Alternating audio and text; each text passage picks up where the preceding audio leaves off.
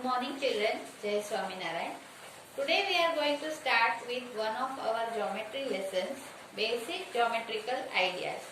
Children, in your previous classes you have already learned certain topics of this chapter, that is what is a point, what is a line, what is a line segment, ray, etc.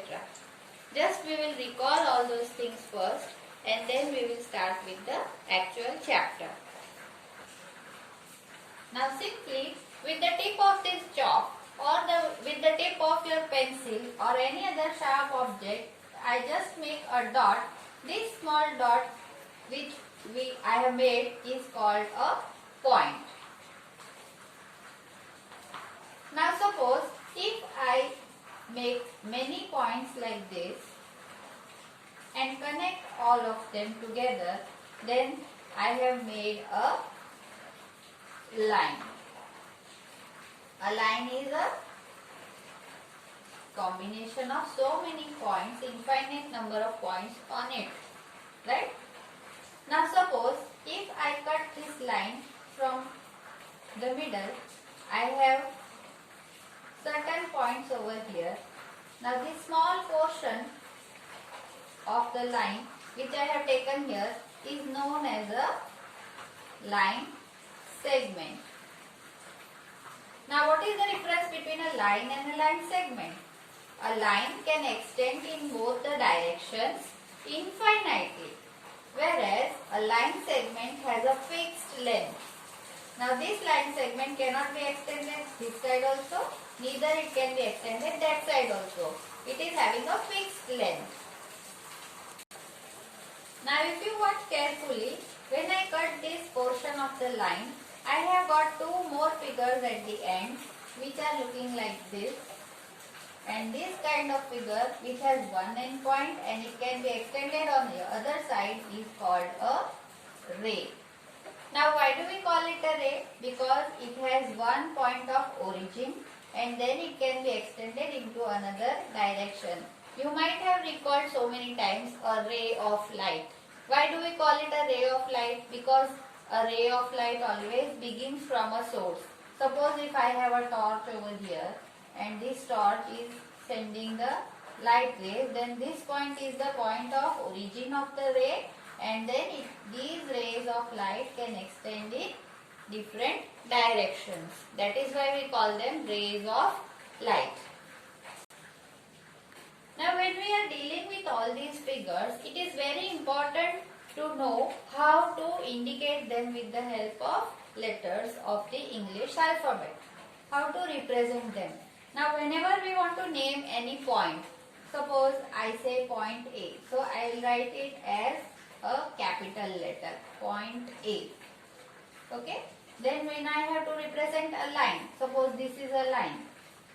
So this line can be represented in two different ways. We can use any small letter of the English alphabet like L, or you can just put two letters over here which are in capital and you can say line AB, but you have to put a symbol of line on top of those capital letters.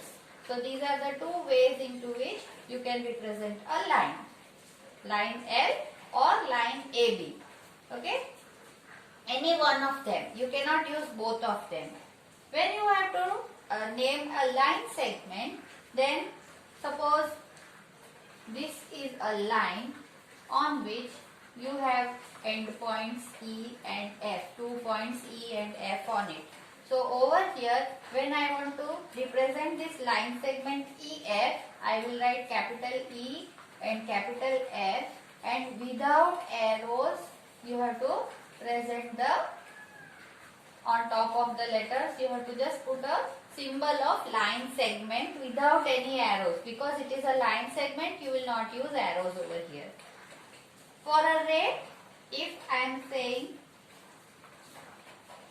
OP, suppose this is ray OP. So always when you have to name a ray, you have to start from the point of origin. Okay, so you will be writing letter O first and P afterwards.